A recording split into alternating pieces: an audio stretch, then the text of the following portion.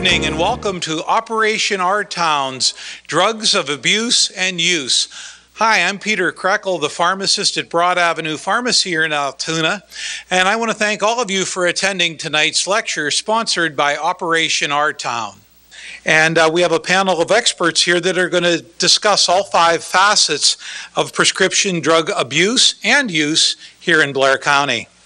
First, let's use our definition of pain, and there's many definitions. The one that I learned in pharmacy school back in 1979, pain is that which hurts, and that was what was told to us. And when we think about that statement, that which hurts, it's that which hurts us. The same professor also said no one should ever be in so much pain that they wish they were dead. Pain is defined as an uncomfortable feeling or an unpleasant sensation in the body. We know what that feels like, and the presence of pain is an indication that there is something wrong.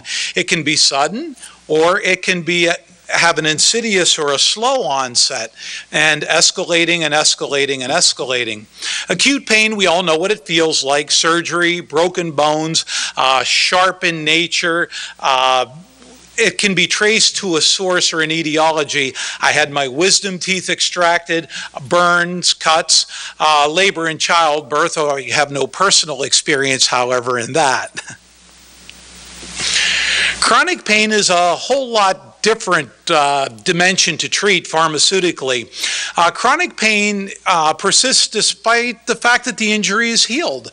The injury has gone away, but the pain still continues, and that can happen for several months or even years.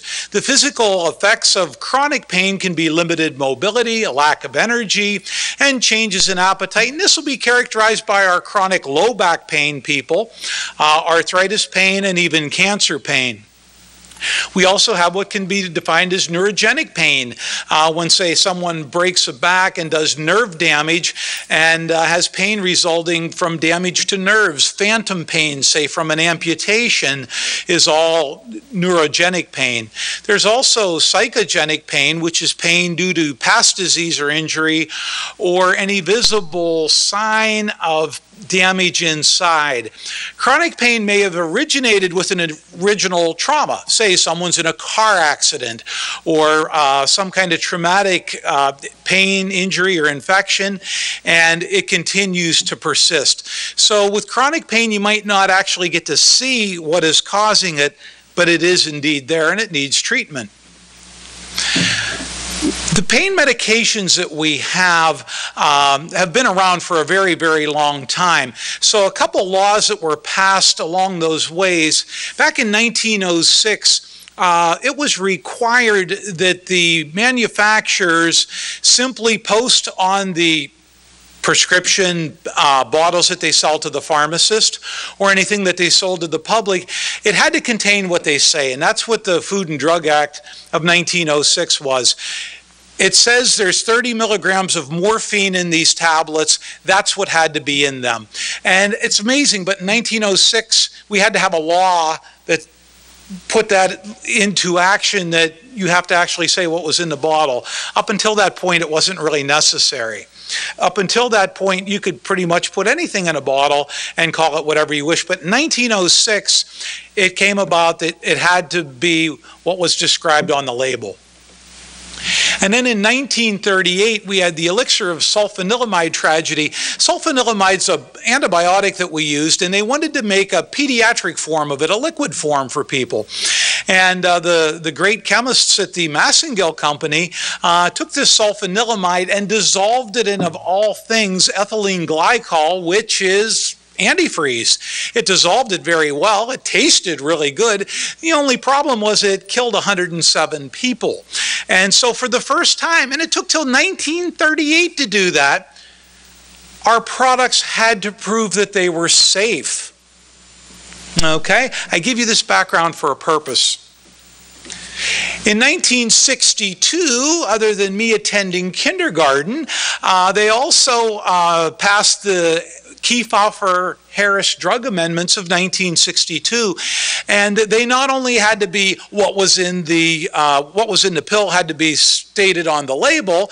Not only did it say it didn't have to kill people, in 1962 the legislation was it has to work.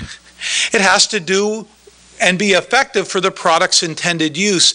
And the evidence had to consist of adequate, well-controlled studies, which was a revolutionary requirement. So up until 1962, the drug just didn't have to kill people. It had to be labeled correctly, but in 62, it's, oh my gosh, this has to work for what the intended purpose was.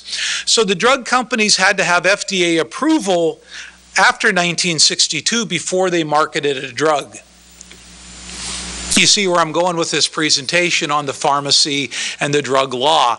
Heroin was synthesized in the late 1890s, around 1898. Heroin was hailed as a wonder substance for its ability to wean addicts off their drug of choice. We know better, don't we?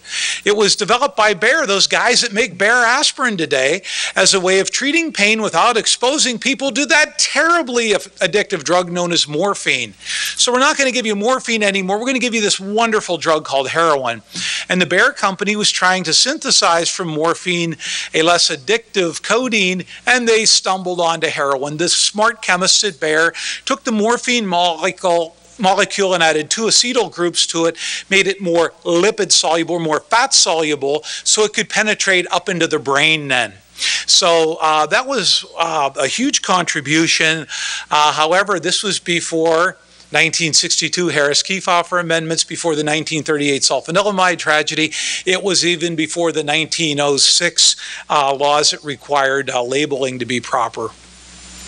Methamphetamine, crank, this drug is available to this day. Methamphetamine is still available. I don't have any in my pharmacy, but it is available under the name Diazoxin. Methamphetamine in 1919, crystallized methamphetamine was synthesized by this pharmacologist using red phosphorus and iodine. That recipe is still around today. They refer to it as Nazi crank, and it was used by World War II pilots to keep them awake so they could do 8, 12, 16-hour bombing runs. And as we all know, methamphetamine or crank can be synthesized at home. And I have some interesting pictures here for your enjoyment. The one in the bottom corner with all the soda bottles is indeed a homemade meth lab. You can make it in a soda bottle. Bath salts or blizzards, well, the precursors for this drug developed by our good friends at Boehringer Ingelheim. We have a lot of their products on the shelf to this day. Spiriva, which is used for COPD and emphysema. It remained an obscure stimulant until around 2004 when it was reportedly sold as a designer drug. And it increases the levels of adrenaline and dopamine. Dr. Antonowicz, our distinguished guest next, will explain those hormones to you. But essentially, we create an amped up schizophrenic, someone who's so far detached from reality and has way too much energy. But again, synthesized by a drug company. When they saw how potent this drug was, they immediately shelved it, but it kind of snuck out of their lab.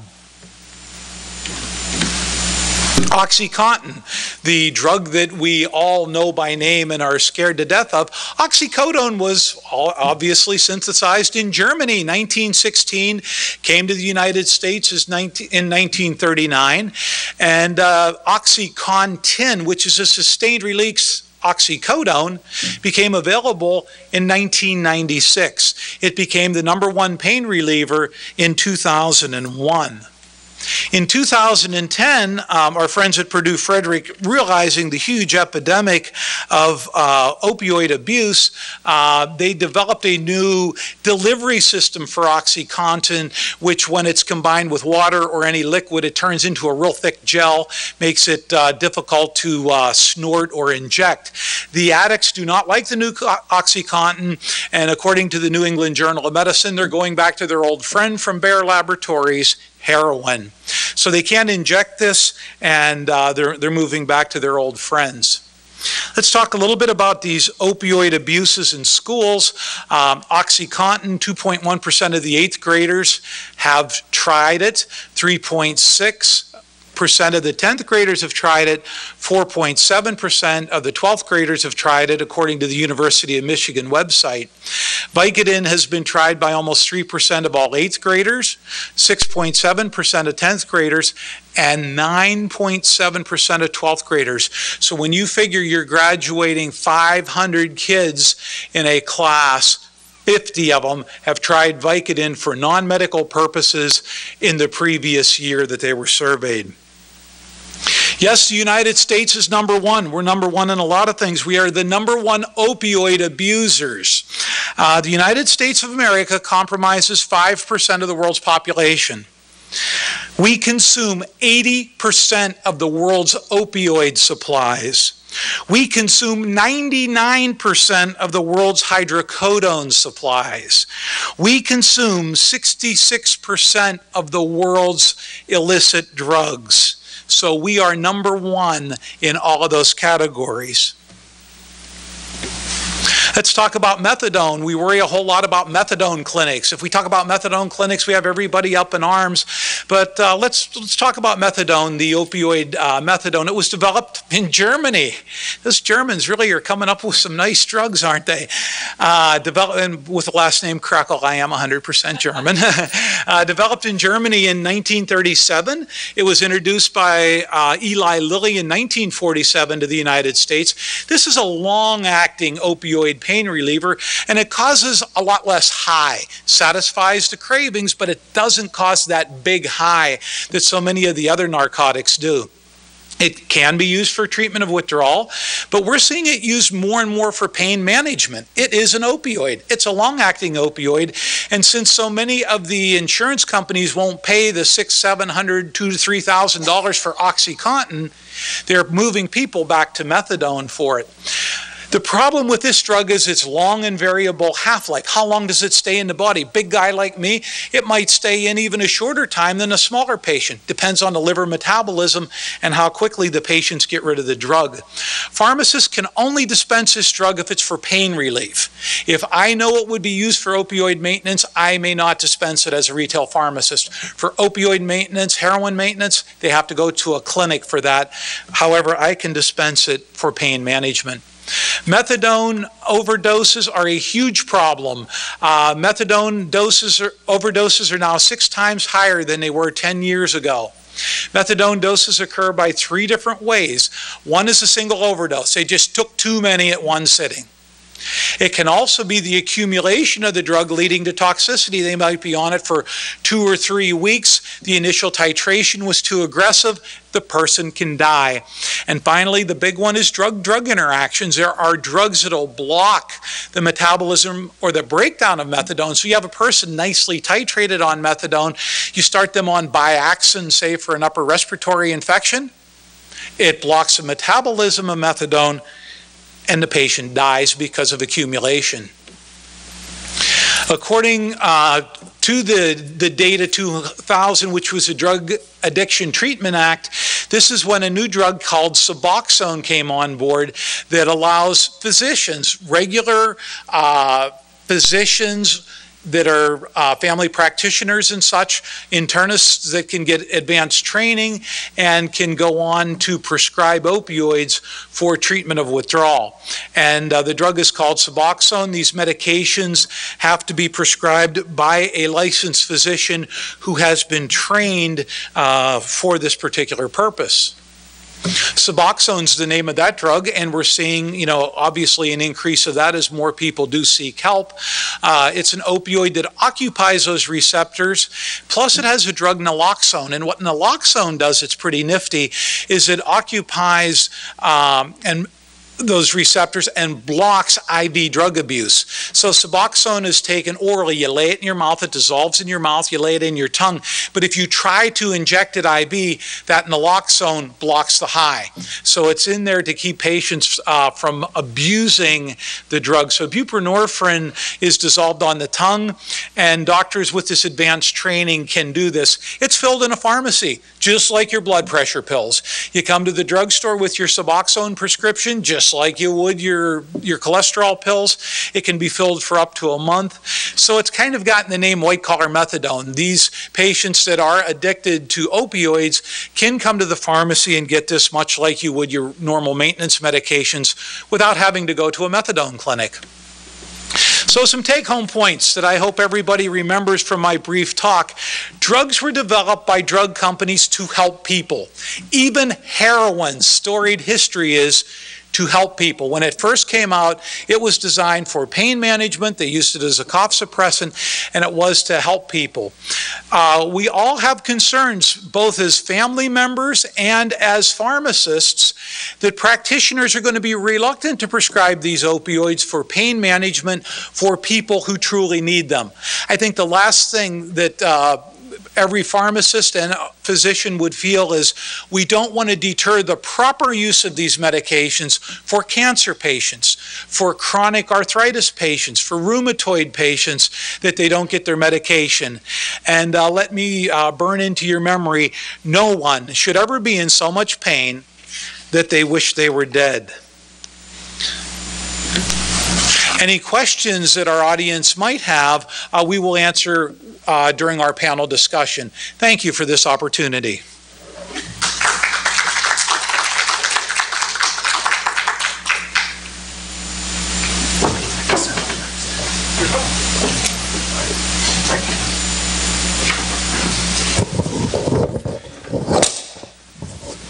Hi there.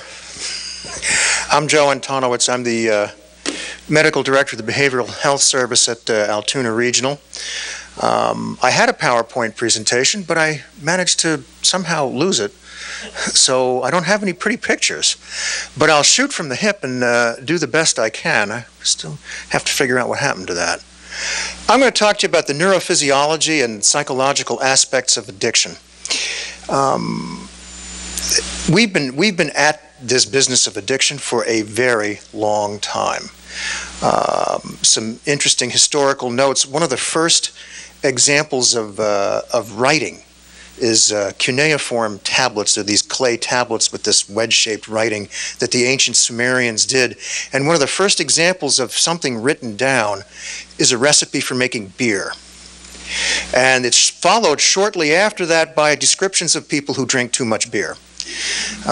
There's a quote in the Bible from the book of Genesis in chapter 9, 20 through 23, if you want to look it up. And Noah planted a vineyard, and from his vineyard he made wine, and he drank the wine and became drunken. And his son happened upon him in his tent and found him filthy and dirty and naked. And he called his brothers, and they covered him, and they were ashamed of his filth and nakedness. That's paraphrased. I didn't get it exactly right. But we've been doing this a long, long time. Why is that? The capacity for addiction is hardwired into the brain. There's a set of structures in the brain. They're down in the bottom, the basic part of the brain. From an evolutionary perspective, it's been there a long time. It's present in all mammalian organisms, and it's called the central reward system in the brain. And it consists of some structures that I had pictures of, but you'll just have to do without. What's called the ventral tectal area. There's another area called the nucleus accumbens, and there's a cable that runs between them called the medial forebrain bundle. Everything that provides a sense of reward activates this system. Enjoying reading a good book. You can do functional MRI studies where you can look at parts of the brain lighting up. That lights up that structure. Not as much as other things like shooting heroin, but it lights up that structure. Having a sense of accomplishment, solving a mathematical problem, lights up this median forebrain bundle and the two nuclei at either end of it in different ways, but it's involved in all of that. Now, when you get involved in drugs of abuse, one of the things that we do, there's a lot of things that we used to do that you can't do anymore. Like we used to take volunteers who had terminal cancer and drill holes in their heads and put electrodes down into these deep brain structures and stimulate them to see what happened. Can't do that kind of stuff anymore. Gee, previous generations had all the fun. But what we discovered was that electrical stimulation of these areas of the brain produced in people intense pleasure, indescribable, above and beyond orgasm, any kind of drug they'd ever used, anything. It was a noteworthy and remarkable response. I don't think we should get people to start drill holes in their heads and putting wires in there to get that, but we get it through chemicals. You can take a rhesus monkey and drill a hole in its head and put a catheter down into these structures in the brain, and we're really good at this. You can get within a fraction of a millimeter of where you're planning on going when you use stereotactic techniques to get these catheters and electrodes into the basal parts of the brain. And it doesn't matter what it is. You can provide an electrical stimulation. You can provide heroin, cocaine, methamphetamine, alcohol, or synthetic cannabinoids. Cannabis. Stumble on that one. Have it come down through these catheters and go down into this particular part of the brain. And you have the monkey in a box, and the monkey's in a collar so he doesn't move his head around and pull a catheter out. And there's a button on the box. And when he hits the button, he gets a dose. And of course, there's things you do to make the reinforcement more effective. Like you don't get a dose every time, you get a dose every fourth or fifth time. But what you can do is you can get these monkeys to push this button to the exclusion of everything else. They will neither eat nor sleep nor have any interest in lady monkeys or boy monkeys, depending on who's in the collar. They will not be interested in toys. They will not be interested in recreation. Nothing. They will hit that button until they're dead. They will do it that much. It's an amazing system, and it's present not only in monkeys, it's present in lab rats. We do lots of terrible things to lab rats. This is one of the terrible things that we do, and it is a very powerful system, and it is present in us, and it gets us into trouble through the use of addictive drugs. That capacity is wired in to the human brain right there. Now, God, evolution, however you want to look at it, put that system there for very good reasons. When you do something good and it turns out well, you want to repeat that because that was a good thing. That system, that reward system, is involved in getting that behavior to be entrenched, that's a good thing and you're going to do that. Like it's good to water your plants once you plant them because they grow and you can eat the crops. That's a good thing. It's good to cook your food so it doesn't poison you. That's a good thing. It's involved in learning. It's involved in many basic functions that go on in the brain. The use of drugs, whether it's opiates or alcohol or whatever, hijacks that system.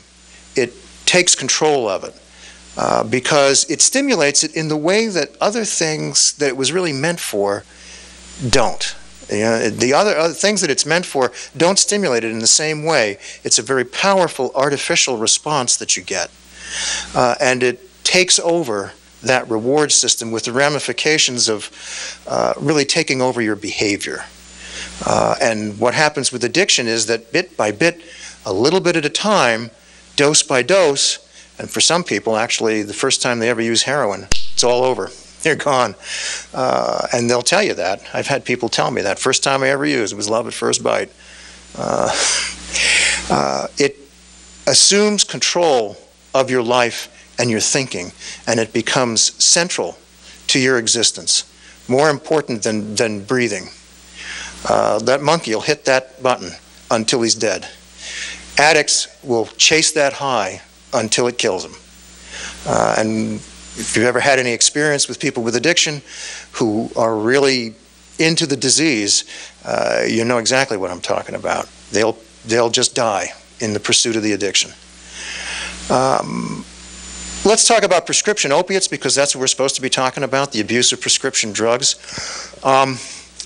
If you look at the use of prescription opiates for whatever reason, presumably mostly for pain management, I hope, although one must wonder sometimes, If you go back to 1980 and look each year, how many opioid prescriptions, what's the market for prescription opioid medications? You see it going up, up, up, up, up, up, up, up, up like this. It's just climbing right up. Now, if you look at deaths due to opiate overdoses, it follows that curve identically. It just runs right with it the whole way up. Very interesting things are happening. Interesting? Well, yeah, they are interesting, but they're terrible. If you look at deaths from automobile accidents versus deaths from opiate overdoses, and you go back to 1980 and you follow that up, the Center for Disease Control collects all of this kind of information. What you see is, as we introduce better passive restraints like airbags and steel side panels and different innovations to make cars safer, slowly since 1980 to 2008, the rate of death from automobile accidents has come down some. I mean, it could be better, but some. It's been, you can see it coming down. Deaths from opiate overdoses, or, well, it's not all opiates, but accidental deaths from overdoses, most of which are opiates, have been coming up, up, up, up, up, so that in 2008, they met. People are dying from automobile accidents at the same rate that they're dying from opiate overdoses. And by this year, it should be substantially more people dying from opiate overdoses than are dying from automobile accidents, which is absolutely amazing. Think about how many times you read about people dying in automobile accidents. How many times do you read about people dying from opiate overdoses? Well, it doesn't hit the paper in quite the same way, and it's not always reported that way. But if you look at data from coroners' offices, and which the CDC collects, we're in some trouble here. Well, why is this? Why is this happening? I mean, what's with this epidemic of prescription opiate abuse? Well, there's a lot of reasons for that. One of which has been that there has been an emphasis in the training of physicians that we tend to undertreat pain, and we probably still do. But that's a steady drumbeat that's been going, that we should be treating pain more aggressively and better than we do. And some people react to that, and some people react to that appropriately, and some people react to that perhaps less appropriately, with a little less diligence than it really needs. But that, we think, that's part of what contributes to the rising level of prescriptions. If you look at people who seek treatment for buprenorphine, for Suboxone, for opiate dependence, and you take those people, this was done at one treatment center, and they asked 140 patients in a row, why are you here for opiate dependence? Where did you first encounter opiates? 29% of those people said they were initially prescribed for them by a physician. 100% of those people said it was initially for pain. When you ask people whose initial experience was on the street, not prescribed by a physician, only 9% of them said that they initially started taking opiates because they had untreated pain. So there's something about how physicians are approaching this that leads to, well, I don't know, overprescription? You know, we're kind of in a difficult place, folks. On the one hand, we have this steady stream of educational material that we need to treat pain more effectively than we have. On the other hand, we have this kind of thing. Well, there's a lot of discussion about this. This came in the mail today, actually, and it's the lead article is about prescription opioids and how to tell when your patient's getting into trouble. And there are 6 ads in here for training programs for how to do that. 6 of them. We are paying attention to this. It is, however, a difficult balancing act. When a patient comes in complaining of pain, your initial presumption is that all pain is real. The patients aren't coming in malingering. Sometimes they are. But it's very hard to tell, at least at first blush. So your initial presumption is all pain is real. Now, not all pain is responsive to narcotic analgesics, but that is often what's done. And it contributes to the problem that we have. Because of this, prescription opiates are perceived as safer, when in fact they're just as dangerous as heroin, really, and methadone's probably more dangerous if it's not in the right hands. They're perceived as having greater purity, so people who are really addicts and they're really working the system, they like prescription opiates, because when you get 80 milligrams of OxyContin, you know what you have. You get a bag of heroin, you don't know what you have. It could be 50% pure, it could be 10% pure, it could be 100% pure and kill you. You don't know. There's the perception that there's less legal risk, which is something that's changing. But at least for a while, there was less legal risk involved. You're less likely to get busted dealing in oxys than you are dealing in heroin. Well, that's not really true so much anymore. These are perceptions that certainly need to change in the general public. Physicians are going about the business of getting better education about how do you do this? You know, if you're going to treat people with chronic pain and you're going to use opiates, how can you do it safely, effectively, and in ways that minimize diversion? And I just came back Saturday from a meeting of the American Society of Addiction Medicine, and this was the red-hot topic that everybody was talking about. And how can you do this in a way that's effective and safe, or as safe as you can get it, because nothing's completely safe. And there are things you can do. You can use pain contracts, you can use urine monitoring, you can have pill counts. I mean, there's a bunch of different techniques that can be used that many physicians really haven't caught on to yet, although it's changing. Education sometimes takes time to percolate through the system. So who's responsible for all of this? I talked a lot about physicians. It's not all us, folks. The patients have something to do with this too.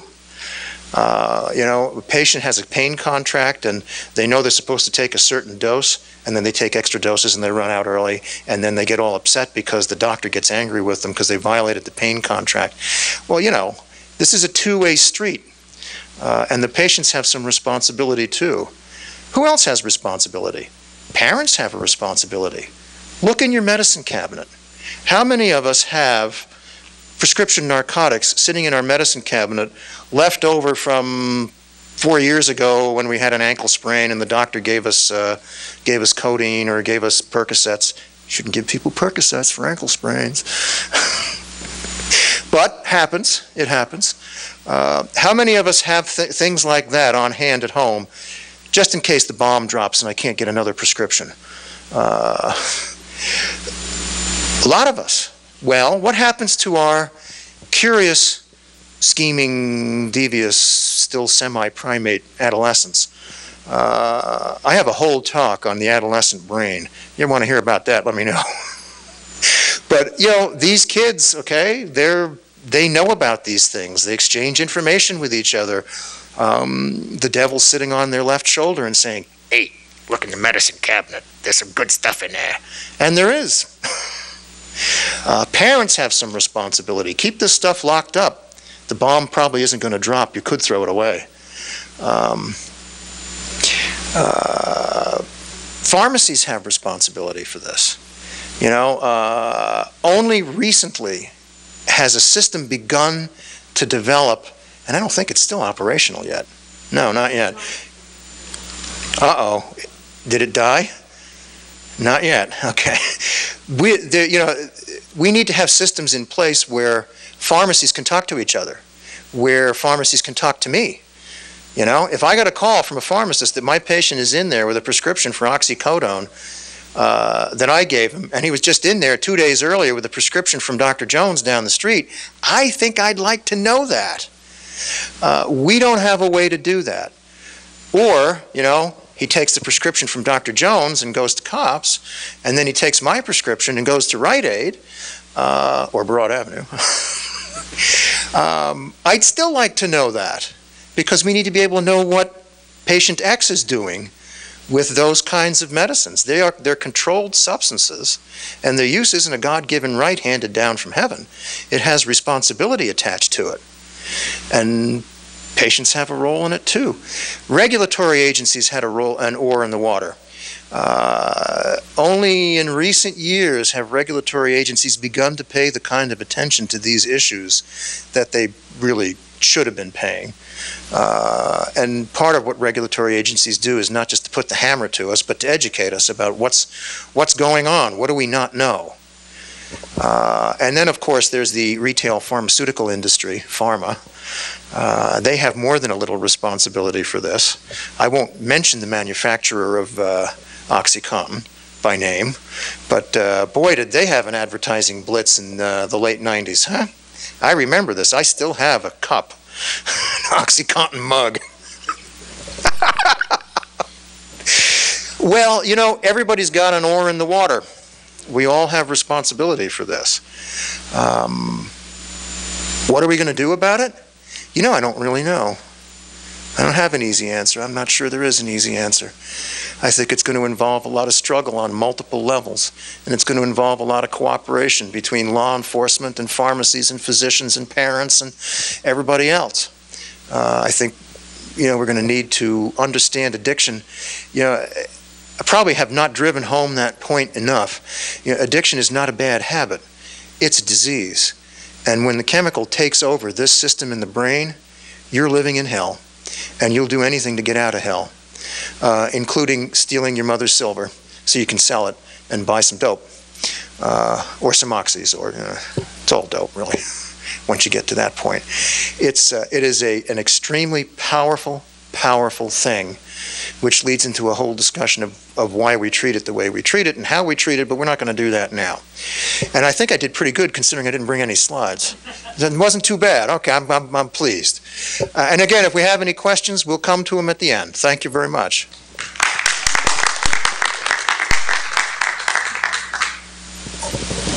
Oh, you want that, don't you? Yes, thanks, Doc. Very good.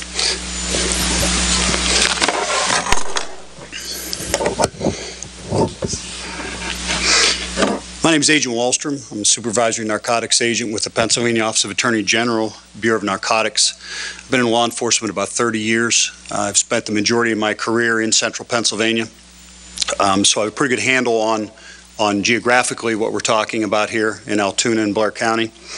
Because I work for the Attorney General's office, we investigate all drug crimes, and obviously prescription drugs, it falls under that. When we talk about that, where we fall into place is we investigate the illegal diversion of legal drugs, and that can encompass a whole lot of things. That can be a street person who's forging a script. That can be a doc who's forging a script for himself. That can be a pharmacist who's doing the same thing. That can be someone who is going into their mom and dad's medicine cabinet and going into school and selling kids a couple Vicodin before the first period. So we look at all of that, and when I say that, that encompasses everything. I'll say it again, the illegal diversion of legal drugs for street use purposes or non-medical use purposes. Talk about some drugs that are commonly abused that we run into, and both the gentlemen before me have touched on these, but I'll go through them again, because if I don't have anything else to talk about. So talk about the opioids for pain, central nervous system depressants for anxiety and sleep disorders, and stimulants for things like ADHD and narcolepsy. The opioids that we commonly run into, hydrocodone, Vicodins, oxycodone or oxycontins, Opana, Darvon, Dilaudids. The central nervous system depressants include phenobarbital, diazepam, Xanax. The stimulants include dextroamphetamine, Ritalin, and Adderall. The Ritalin and Adderall problems are very prominent on our campuses of our colleges and universities. That is a huge drug that is overly abused on those campuses. We'll talk a little bit about that real quick. I'm going to throw some numbers at you. About 1 in 4 people ages 18 to 20 report using these medications non-medically at least once in their lives. College students misuse prescription stimulants to get in the zone or pull an all-night study session, a habit that is most likely to begin in college. Among people 18 to 22 years of age, full-time college students are twice as likely to use a stimulant for non-medical reasons in the past year compared to those who aren't in college or are only part-time students. By the student's sophomore year, at least half of their classmates will have offered them the opportunity to use one of these prescription drugs. Most college students, about 90%, who have used Adderall non-medically in the past year were also classed as binge drinkers, and more than half were heavy alcohol users. These students were almost 3 times as likely as those who had not used Adderall non-medically to have used marijuana in the past year, 8 times as likely to have used cocaine in the past year, or non-medical users of prescription tranquilizers, and 5 times more likely to have been non-medical users of prescription pain relievers. So what they're seeing is a close correlation between our kids who are on college campuses who use Adderall and Ritalin are more likely to move over into a whole lot of things, including alcohol, cocaine, other prescription drug use, marijuana. Research shows that students who take prescription drugs for non-medical reasons are at least 5 times more likely to develop a drug problem than those who don't.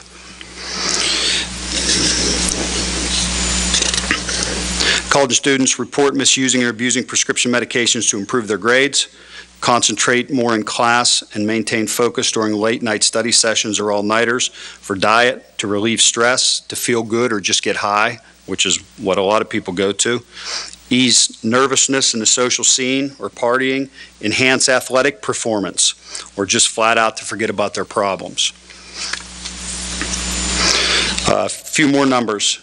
Among adolescents, prescription drugs or over-the-counter medications account for most of the commonly abused illicit drugs by high school seniors. Nearly 1 in 12 of all high school seniors reported non-medical use of Vicodin. 1 in 20 reported non-medical abuse of OxyContin. When asked how prescription narcotics were obtained for non-medical use, 70% of those 12th graders said it was either given to them by a friend or a relative, or they got it from their parents' medicine cabinet.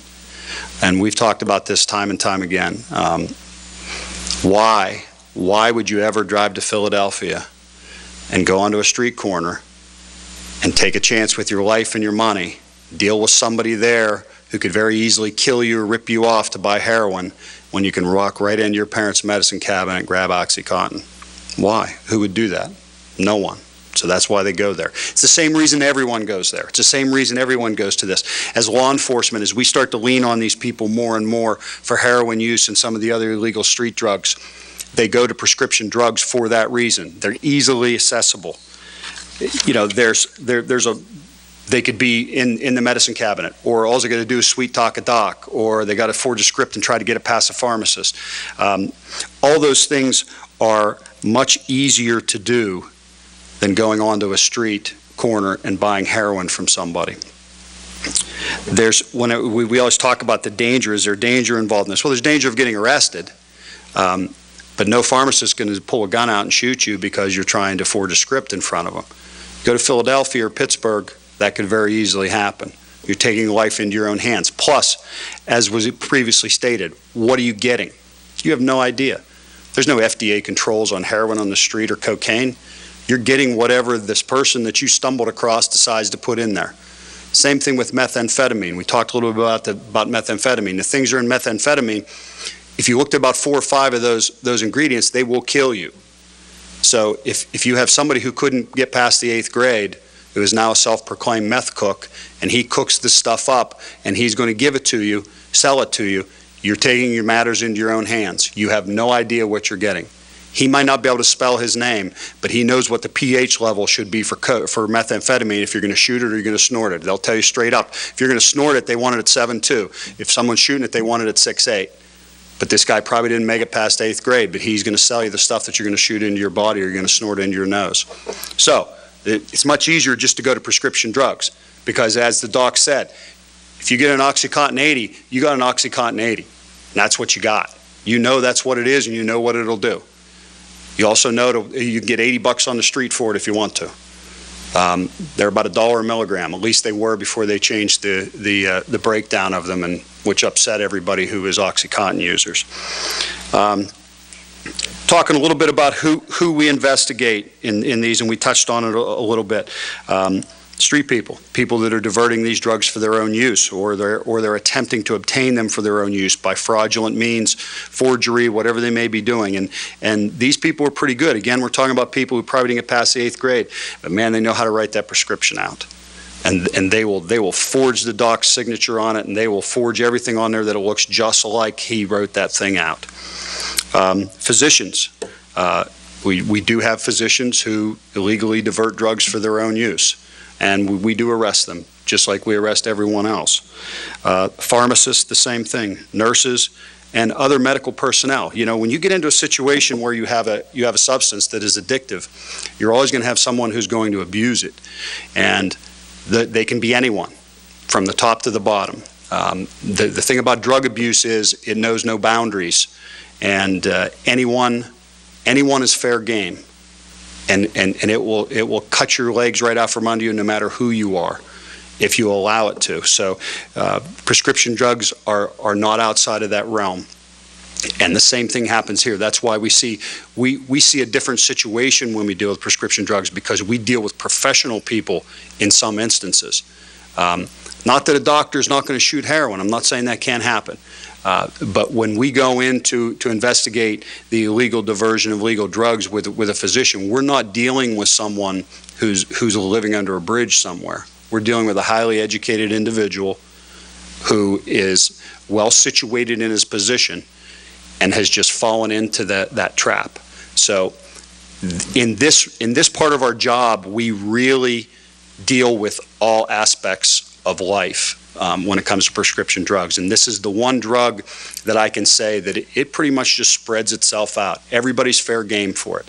Like they were saying, if you have a couple left over, you have a couple Vicodins left over, you know, kids grab a hold of that, someone else gets it, they sell it to someone.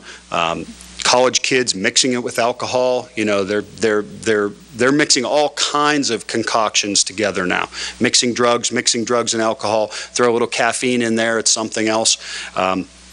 People have all day to sit around and figure out what all this stuff does and how to mix it together.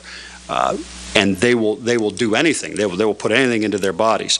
But like I said, the major thing, the difference we see in prescription drugs is that it runs down the whole gamut of society, and it spreads itself out. Because you're not going to see a lot of professional people driving down to Philadelphia to buy heroin off the street. Just not going to happen. So in our job, as I was saying, we do deal with all aspects of life in this. This is a huge problem for us. I don't want to minimize this in any way, shape, or form. We spend a lot of time on this, on the illegal diversion of legal drugs. We have 2 agents out of our office that are assigned full-time to this. This is all they do. Sherry Kramer is one of them here tonight, and this is all they do. So we don't, every once in a while we get to drag them into the ugly street world, but most of the time this is what they're doing all the time. So the Attorney General's office and law enforcement as a whole takes this very seriously. Operation Our Town has a pharmacy roundtable, meets once a month to talk about these issues. And what that did was that brought all of us together. That brought law enforcement, the pharmacists, the physicians. We all came together and everybody sat down at a table and talked about small things about what affects us and how it affects us differently. If we arrest someone in your pharmacy and we want you to come testify, we now know as law enforcement that's sort of a problem for you. That can cause problems for having somebody cover the store, all kind of things like that. But then they also found out how important it was for them to be there as our witness, and we needed them to come in. So we are taking this seriously as a community, and we sit on this table together, this round table, and we talk about these things, and we talk about the problems, and we talk about putting on seminars like this and talking to the community. So as these guys said, we will save all the questions for the end. We will certainly hang around. There's 2 more folks behind me, so I will not hold them up. I do appreciate your attention.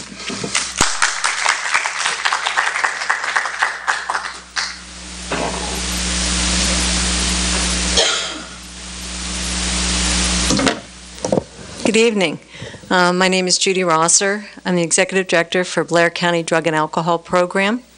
And I want to thank Operation Our Town for putting this together so that we could get this information out to the community through this forum, and it'll also be on public access.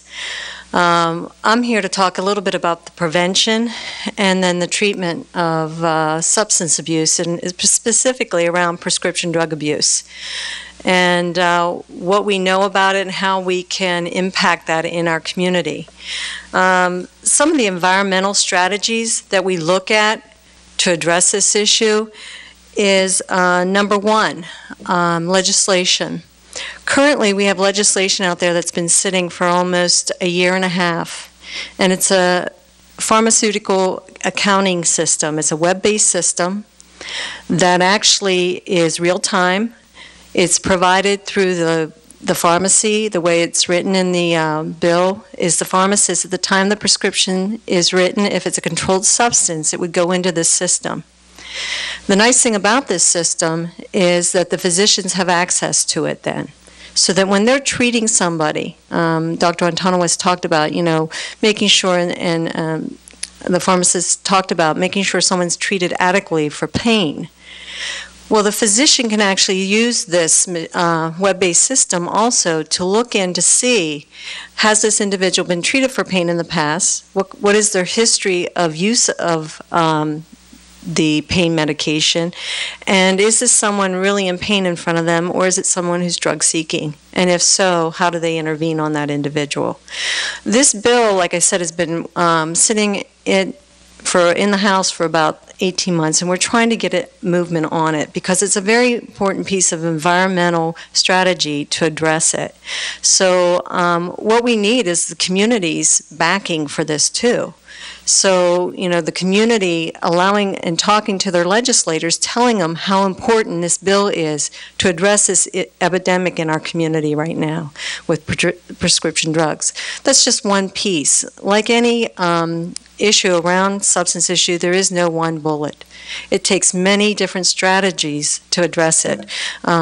Agent Walstrom talked about the task force. That's another environmental measure where we have policies, we enforce laws, and we have strategies to address the prescription drug addiction in our community through law enforcement, through the stings that they operate, through monitoring of the physicians that may be overprescribing, and looking into possible issues with how their prescribing is going on. But also then at the street level, when it is at the street level, putting the pressure at the street level for the people who are selling the drugs in our community.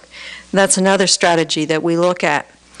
The things that the roundtable, the coalition, the Operation Our Town, the community coming together, Blair Counties for Drug-Free Communities, coming together to discuss this issue, coming together to look at how can we partner. I've been very impressed with the Pharmacy Roundtable because they did come together and said, these are the things that are happening at our store.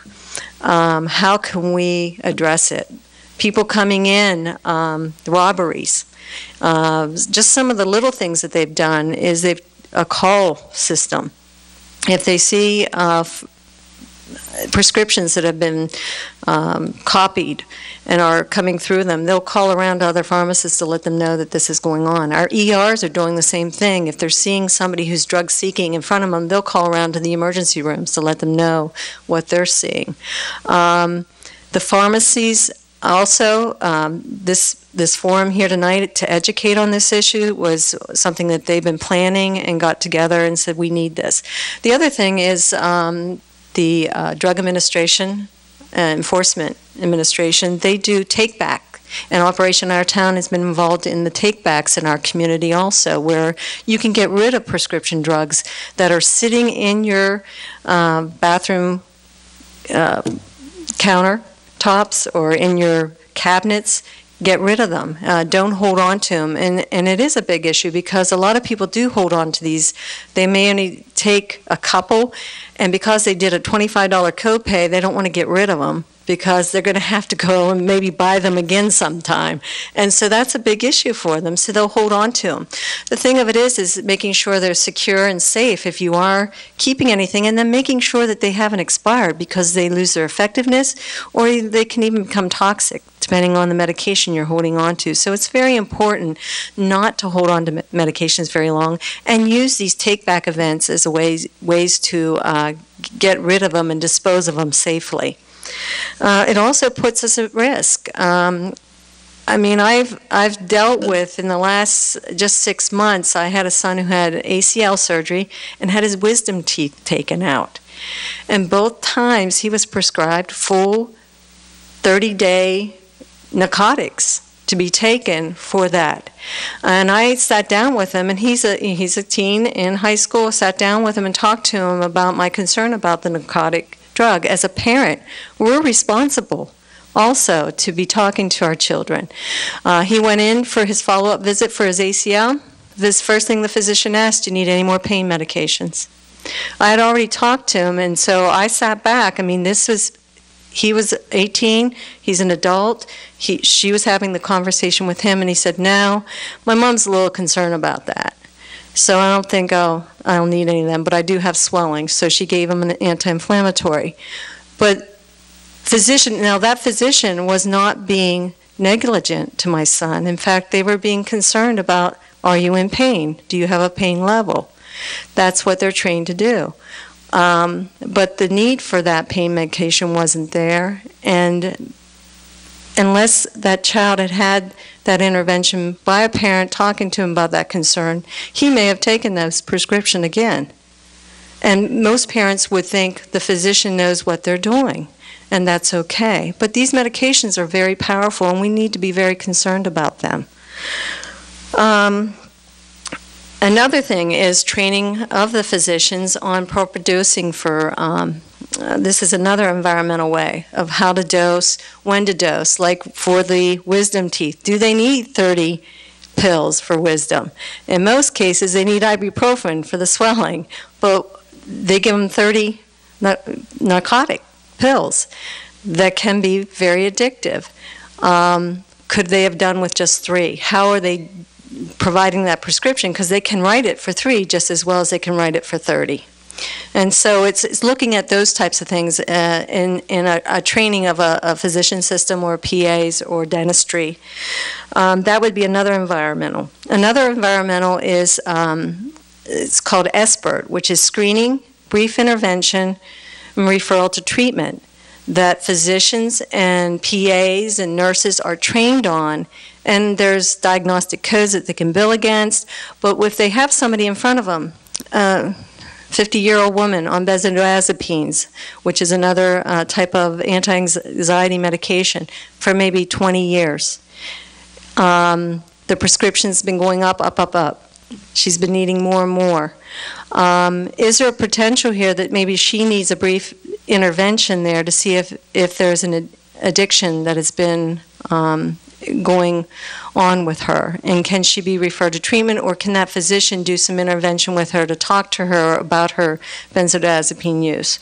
Or for that person who is drug seeking in front of them, that the physician's not sure of what to do with them. This training provides them those skills to identify and refer into treatment. Other areas that we can look at are not only environmental, but information dissemination. Tonight, just providing this information is very important. The other thing is what we do in schools. We're identifying kids early on when they're at risk, when grades are falling, they may be missing school. We have student assistance programs in all of our schools that are identifying kids and providing them interventions earlier. We also provide treatment in the schools right now. We used to have only about 30 kids receiving treatment in our whole system about 6 years ago, and on average right now we're serving over 200 children in our schools for treatment because we're doing a better job of identifying them, and we have the treatment providers right at the school where the kids can access the therapy and be provided that treatment very easily. With parent permission and in that engagement with the parent. Other things that we look at is take-back boxes. We said about the take-back events. Our pharmacy roundtable had looked at that. That's something that was on the table, but isn't something that we can do right now. But some communities actually have a box that's available 24 hours a day, 7 days a week, where people can take their medication back. So those are just some of the prevention areas that we can address this issue with. That just is a start. I mean, the community getting behind this is very important, and them understanding what Dr. Antonowicz said about the addiction, how it presents in the brain, and how that impacts an individual and the family, and then the community. Treatment options in our community really depends on what types of substance are being used.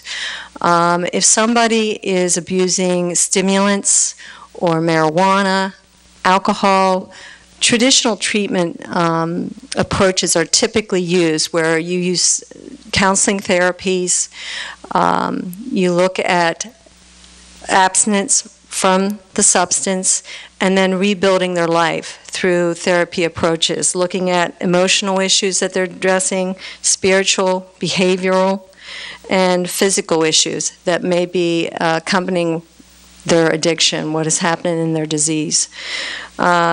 Somebody who's on a narcotic or has an opiate addiction, it's a little bit different because there is a physical dependency. And in the same way with alcohol, when you get to that physical dependency where they need that, they have a chronic alcohol use, they just can't stop. It will put the body into physical withdrawal, which can be very dangerous with alcohol and benzodiazepines. And with opiates, it can make them very sick. So we do look at other types of therapy approach. We use same therapy approaches, but we do look at medicated assisted treatment. And there's several medicated assisted treatments in our community that are available. The one was talked about was Suboxone. It is a okay, I always get these wrong, but it's an agonist, which means that it binds to the receptor site, same way as methadone does. It binds to the receptor site, and it actually stops the craving for that medication or that drug on that receptor site. Another medication that is out there and that's been rising is naltrexone or Vivitrol. Naltrexone is the pill form, which has to be taken at least 4 times, and it's an agonist, meaning it sets on the receptor site and blocks it.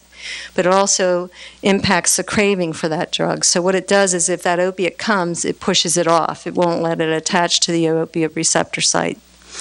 So those are, and then Suboxone and methadone, again, were for the opiate. And also Vivitrol, which is naltrexone, but it's in a shot form. So if you have somebody in addiction, it's not unusual that they'll play with their medications. So if they have to take this pill 4 times a day to block that opiate receptor site, well, maybe they won't take it tomorrow because they plan on using tomorrow. With Vivitrol, it's a shot that stays on board for at least 30 days, and then they get another shot.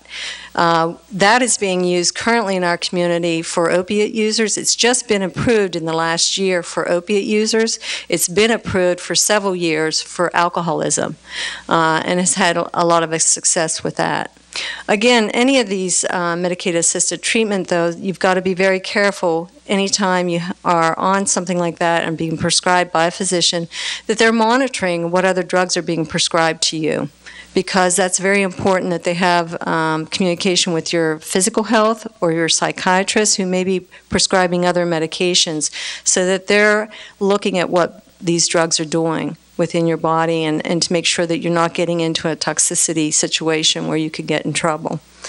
Our programs, we do have 2 methadone programs in our community, and we also have a Suboxone clinic, and plus we have numerous physicians in our community that have been approved for Suboxone for the opiate-dependent individual. We have numerous drug and alcohol treatment programs in our community, and the first thing you need to do, though, is start with an assessment. An individual needs to be assessed to see what they need, what level of care they need, what type of services they need. And that's available through our office at Blair County Drug and Alcohol Program, and our phone number is 9663. We encourage anybody who needs help to please call. We'd be more than glad to give you a free assessment. We look at what level of care you need, and we'll make that arrangement to get you into that treatment program. Also, we have a family program on Wednesday night because, as we talked here, treatment for the individual is very important, but the family is really impacted by this disease as they see somebody slowly slipping away to their addiction. And so it's real important that families understand that this disease, because it is a disease, and they need to understand it's not a willpower issue, it's not a failure issue, it is a chronic, reoccurring disease that, there's periods of abstinence, and there can be periods of relapse, not always, but there can be, and that they need to know how to work through that and to rebuild themselves, because a lot of stress is usually going on in that family when they see someone going down. And our Hope Support Group runs every Wednesday night at 7 o'clock, and that's at the Blair County Drug and Alcohol Program across from Blue Knob Auto in the 764 Plaza. And we encourage any family member or friend of somebody who may have an addiction to please come. You're welcome to that. It is facilitated by a counselor to help you out and to help work through these issues. Plus, there's other family members there to help you realize that you're not alone.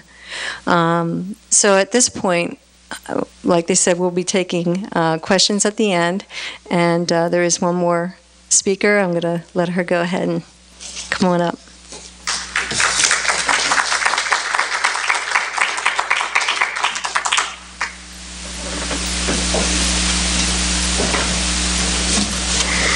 Hi, I'm Cindy DiAndrea, and I'm a deputy coroner with the Blair County Coroner's Office.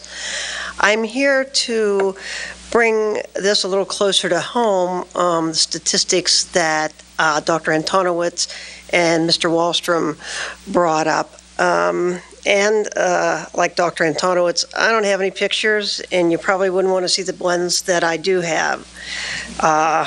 An overdose death is ugly and it's sad, and I feel badly for the families that have to deal with this. It's a horrible thing to see, and I can't express to you how terrible it is for me to see this, for somebody to die for absolutely no good reason.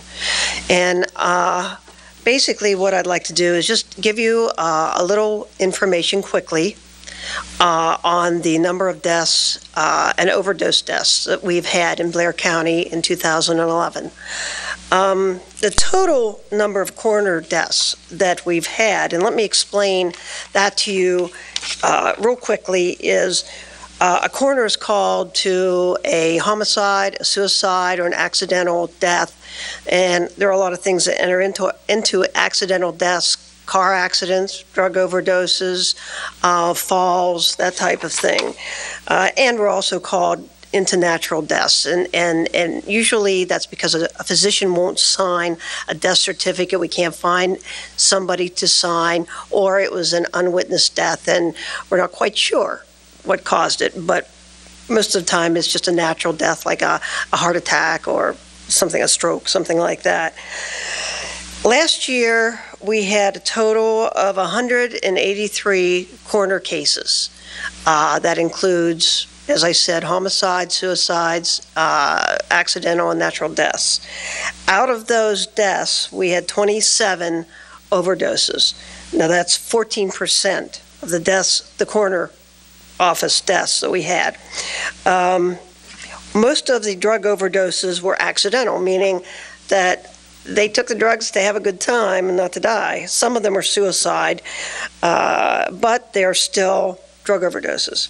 So that's how we look at that. The accidental overdoses came down to 85%, and suicides were 14%.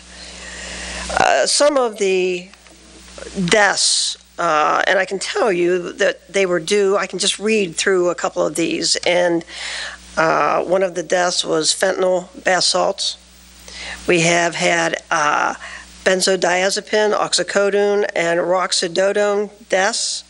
What we're seeing now is cocktails, drug cocktails. Not so much, people used to have their drug of choice, and that's what they use. But now they're kind of going to use anything they can get their hands on, and that's sad. Here we have an opiate overdose, oxycodone, amphetamine, prazolam, fentanyl, Prozac, and gabapentin. We found all of those in the toxicologies. Morphine, benzodiazepine, codeine was another one. We've got Xanax, Valium, oxycodone in one, benzos, tramadol, and alcohol. And this is just a few of them. It's unbelievable what people will mix to get high, and it's really sad. The last thing I want to bring up is that in the 60s, everybody experimented, and it was because we were stupid and didn't know any better, and it was sex, drugs, and rock and roll. Well, today, we know better, and we should know better. And we have a lot of information that we can draw from, and it's just sad, and it really isn't necessary to have the deaths that we have. But I want to thank you all for being here, and you can always call, and we'll always provide any information that you're interested in. Thank you.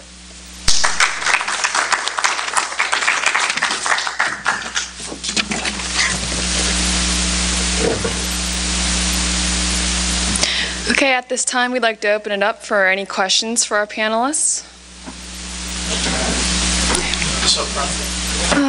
If there's any. Yeah, we'll set up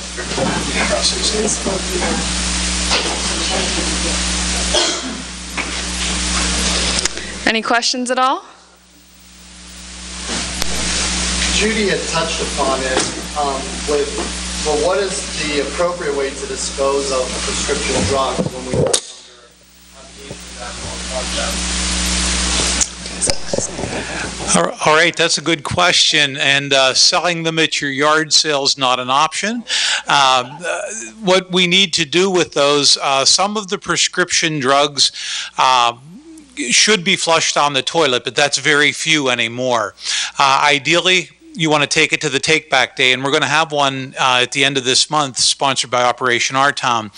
If after that occurrence you need to dispose of them, ideally you want to put them in a Ziploc bag, mix them with coffee grounds or used kitty litter, something to make them unusable, and then throw them out in your regular trash. And the reason we do that rather than flush everything today is because we're seeing so many drugs in our water system that are excreted after they pass through humans, but also this flushing them down the toilet makes them get into our water supply and have a whole lot of effects on the people that then consume the water. So rather than contaminate our water supply, put it in a Ziploc bag. Mix it with coffee grounds or use kitty litter. Put the Ziploc bag in your regular trash. The only other comment I would make, Dr. Antonowicz said how in the psychiatric, how this is becoming a real rising issue among physicians. I was at a national prevention conference last week, and this is a rising issue there too. And I was in one training, and the woman indicated, the other thing is, if you're going to keep medications, even when you're prescribed them and you're using them, is to secure them also. Make sure they're locked up, make sure they're secured away. The one woman was talking, she's a preventionist, and she had an open house at her house a yard sale. And the woman had a little girl with her and the little girl had to go to the bathroom, so her mother escorted her into the house and brought her back out. Well, at the end of the yard sale, she went in and the woman had gotten into her cabinet and stole her medication out of the cabinet. So it's really important, too, to secure it. Exactly.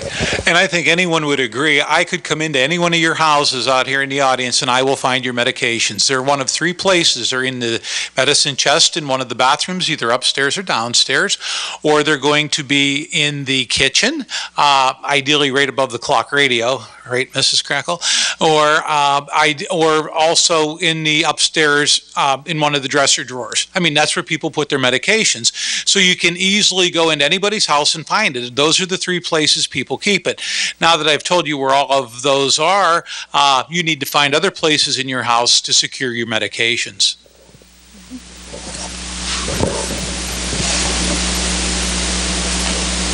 Any other questions? Sorry, Mr. Walstrom? Yes. We had a known drug dealer living on the block for many years, and it seemed to take that. on our block that, on our block right police were there all the time, and they would walk away with that. Why does that happen? Finally, they did, they were able to catch him, but it was like they had to catch him in the act for it to happen. And in the meantime, the rest of the block was dealing with calls in the middle of the night, gunshots, screaming, good stuff with that. Why take so long to get this man? The issue is a simple one.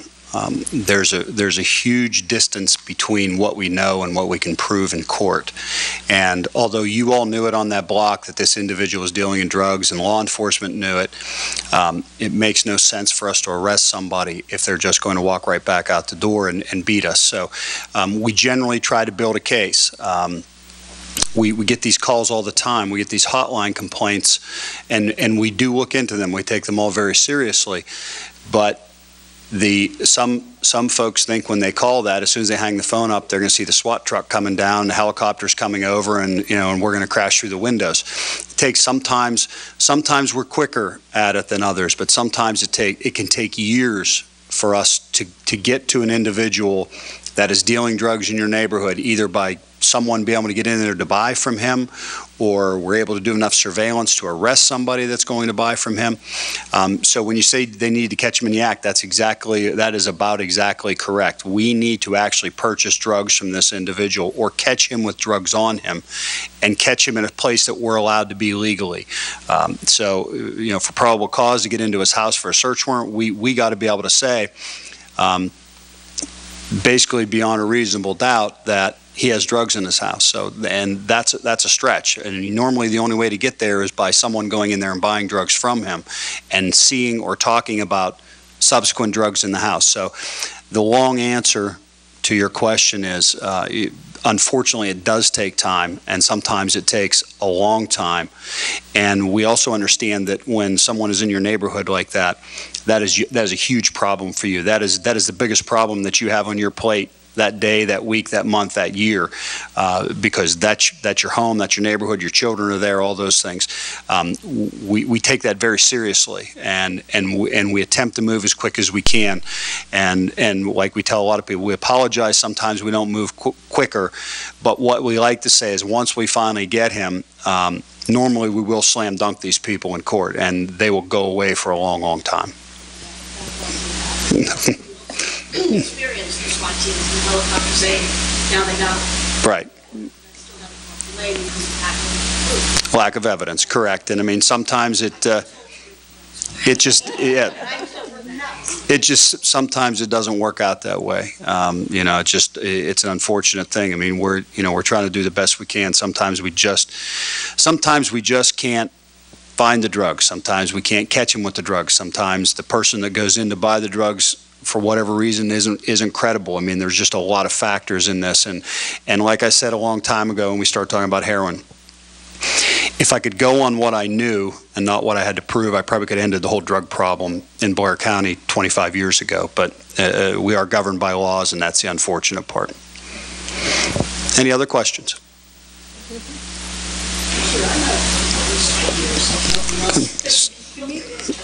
Okay. Give her the mic so she can at least, because otherwise it's not going to get picked up on the. Hold on. Yeah, we're going to give you this so that it gets picked up for our taping. Thank you. My name is Lisa, and I'm just going to disclose myself. By the grace of God, in August, I was set free from drugs and alcohol. It was 19 years. It was 23 years that I used and abused drugs. I started at 12, and it was 35. I was 35 before someone brought me to my senses. Like I said, if you had met me 19 years ago, you would have met a homeless crack addict. The progression is amazing. What I hear about what's going on today scares me. It truly scares me, because you're talking about people in 8th grade using oxycodone. I mean, in 8th grade, I was smoking cigarettes. In 9th grade, I was smoking pot. The progression and the level of what's out there is so much more quickly addicting and so much more damaging. And I believe somebody said too that, in the 60s, we were stupid. We didn't know. And today we know. And it's still happening. And that just breaks my heart. part of what I want to know is if there are any studies that have been done on previous drug addicts, former drug addicts, and the need for that drug addict today to take prescribed medication. I've recently been put in that situation. Excuse me, 3 years ago I came down with pneumonia, was admitted to the hospital, was medically induced into a coma. And I remember the lung doctor coming in and saying, we're going to have to put you out, we're going to use morphine. And I literally sat up in bed and said, no. And that was not my drug of choice. I was into the stimulants and that kind of thing. It wasn't into the prescription drugs. But I insisted that he not use morphine because of what I had heard about it. When I came out of the coma, I asked for a list of the drugs that they had used to put me out because I didn't know what I was going to have to do to protect my recovery. I was literally scared that these things had been put in my body, where for 19 years, I didn't even take an aspirin unless I needed to. And in the beginning, I would call my sponsor to see if it was okay to do. That's how precious my recovery is to me. When they showed me the list of medications they needed to use because I refused the morphine, and honestly, and I will share this, I believe I heard the still small voice of God saying, you're no longer an addict, it's okay. So I didn't worry too much. But I've since incurred other medical issues. Something was referred to when you're in an accident or you have a traumatic illness. I've since incurred fibromyalgia, which I understand can be due to that traumatic illness. From the person that wouldn't take an aspirin without calling a sponsor, I now have a 7-day planner full of medication. Now, none of them right now are narcotics, but I have those moments where I'm in so much pain I wish I were dead. And I have refused those narcotics. I have been given narcotics and not realized it. I had one doctor actually prescribe Xanax for me because I had insomnia after coming out of the hospital. And I was desperate for sleep. I didn't even realize I had shared with a friend who was in recovery that I was taking Xanax. And he said, oh, you're taking bennies. I said, I'm taking bennies? What are those? I honestly didn't even know. And I tell every doctor. I tell every doctor from my dentist to my gynecologist that I am a recovering addict. And I tell them I have an extreme allergic reaction to narcotics. And if they're wise enough to ask how that manifests, I tell them I break out in handcuffs. Now, I have never broken out in handcuffs, but it gets the point across. I'm sorry? Well, what do I do as someone that has fought to get off of this stuff, to being in the place I am now, in a place of pain, where I don't want to take those things, I don't want to die, and I don't want to live like this?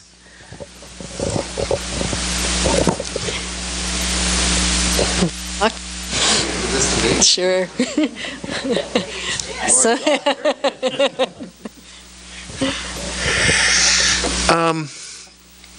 well, let's take the easy part of the question first, which is, are there any studies about what do you do with people with histories of addiction who are in a position where they need to take potentially addictive medications?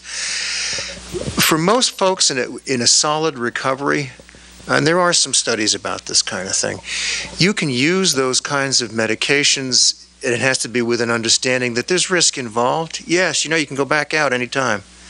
That's, if you look at that system in the brain that I was talking about, that central reward system, there's pretty good evidence that drugs of abuse make permanent changes in how that system operates, which is why when someone can be clean and sober and go back out to using, it takes no time at all before they were right back where they were. It's like they never lost their tolerance. They did, but it rebuilds itself very quickly. Your tolerance rebuilds, a fraction of the time that it took the first time around. Right. Yeah. Well, you use another thing that happens is people don't realize they have lost some tolerance, and then they go back out and they use at the same level they were using when they quit. Well, that's not going to go well. But there's a think of it as like a sort of a memory retained.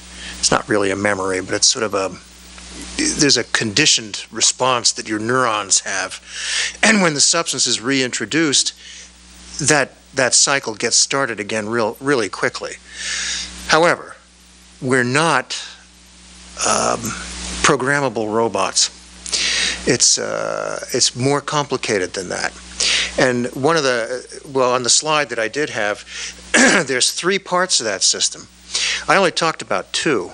There's also a part of that system that's linked to your frontal lobes, which your frontal lobes is where impulse control and judgment and social behavior and probably spirituality and other things, those are functions of your frontal lobe, your prefrontal cortex.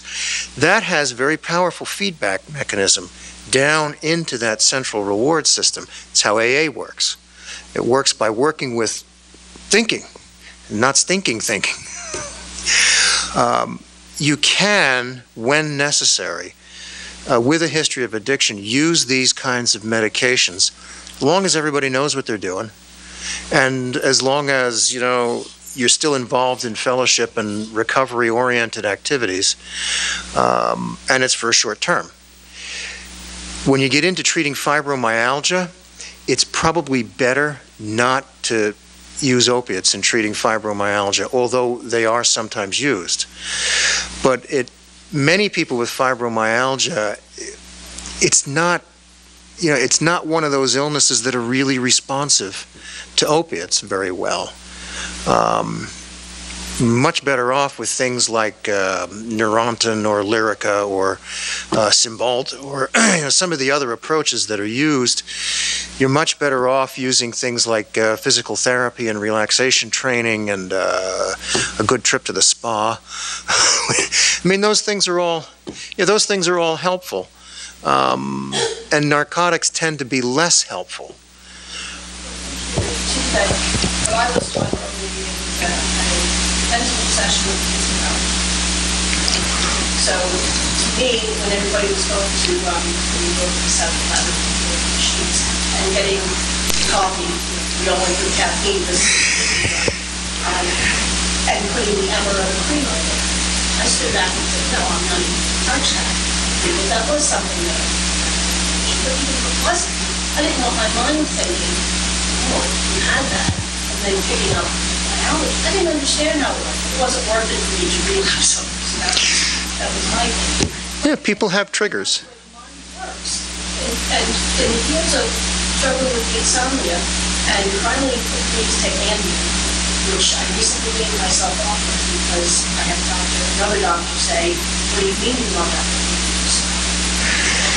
Well, yeah, you're not supposed to do that. The doctor said, you know, it was a short-term thing. I just wanted to sleep.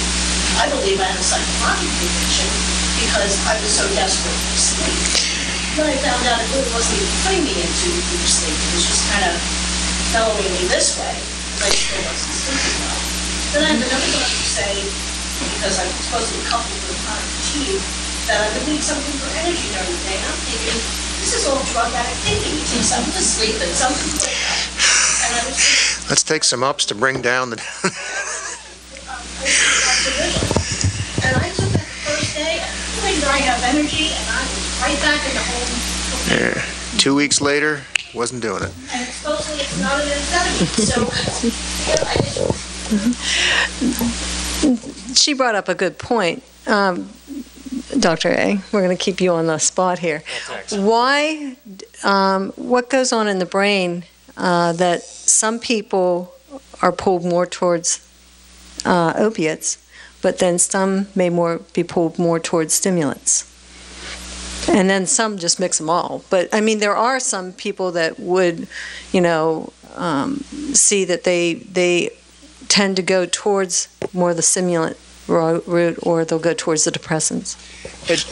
Well, it has to do with with how the given drug in question interacts with that system, and then there's other factors that we don't really understand why people have a particular drug of choice. I mean, we know that they all work with that basic system in the brain, but why some people prefer stimulants and other people prefer opiates and other people prefer benzodiazepines, who knows? know, it's whatever floats your boat. There's a potential for that. Already had an issue going on, whether depression, ADHD. So we reach out to someone. So for somebody like me who's suffering from depression, I was looking for the up. Yeah, I mean, you can look at it that way. Undiagnosed ADHD, I'll eventually down because otherwise. Yeah, one of the things we've learned about the notion of self-medication is, yeah, there's something to that, but at the end of the day, you end up with two problems. Yeah, not only do you have what you started with, now you got addiction too, and you have to deal with both of them. Fixing one doesn't fix the other.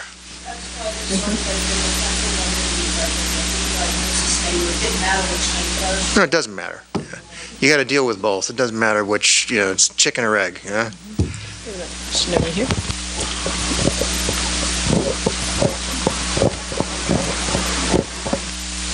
Thank you. I have a question for Agent Walstrom. With high school students and college students becoming more popular for abusing prescription drugs, what are the penalties by law if they are caught abusing these agents?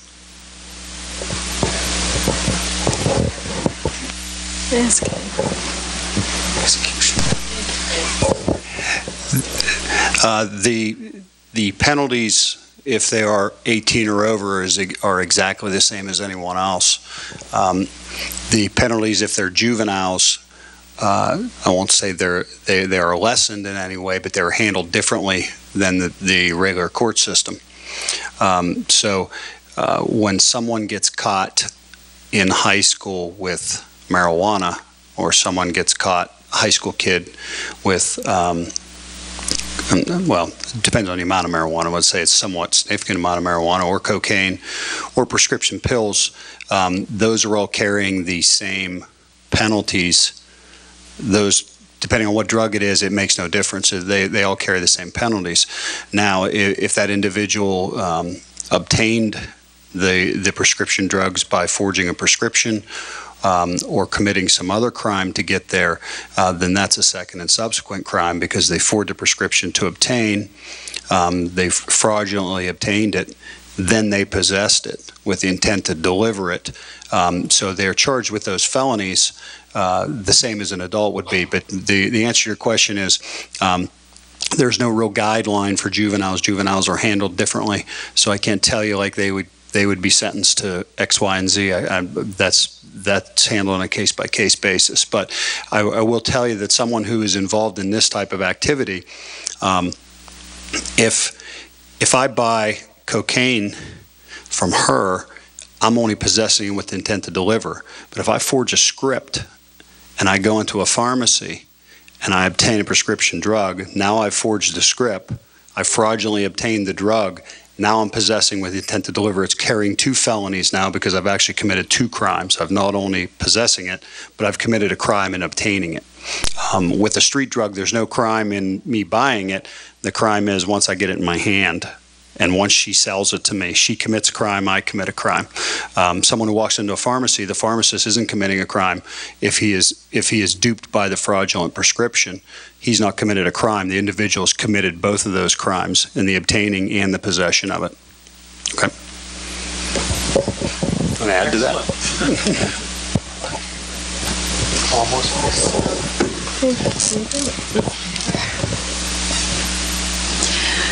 Are there any other questions tonight? Or? Okay, I just want to remind everyone that this Saturday is the National Prescription Drug Take Back Day. There's going to be 4 locations in Blair County you can take back. It's going to be from 10 a.m. to 2 p.m. The first location is of State Police Barracks in Hollidaysburg, the Friendship Fire Company in Roaring Spring, Martin's Food Market in Altoona, and Walgreens in Altoona. And also there's flyers on the back table in the back with that information on it, and there's also other materials that you can take. So I'd like to thank everyone for coming tonight. Thank you.